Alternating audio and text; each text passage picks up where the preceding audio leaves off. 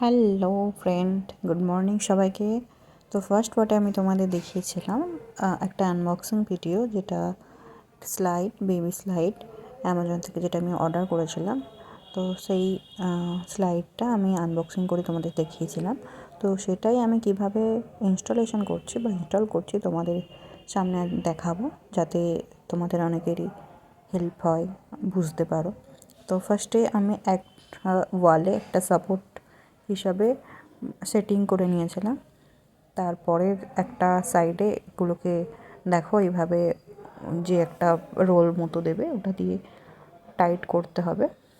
তো দুদিকটা এভাবে টাইট করে নিলাম। এবারে অটোমেটিক ওটা স্লাইডটা নেমে যাবে।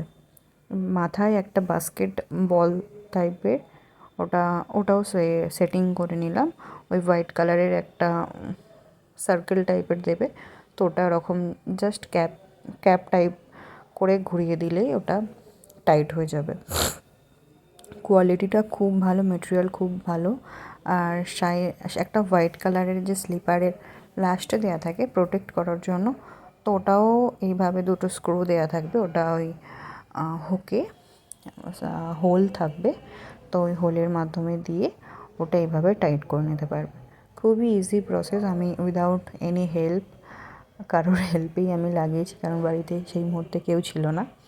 তো আমি এটা তাড়াতাড়ি ফিটিংস করছিলাম যাতে আমার বেবি এসে সারপ্রাইজড হয়।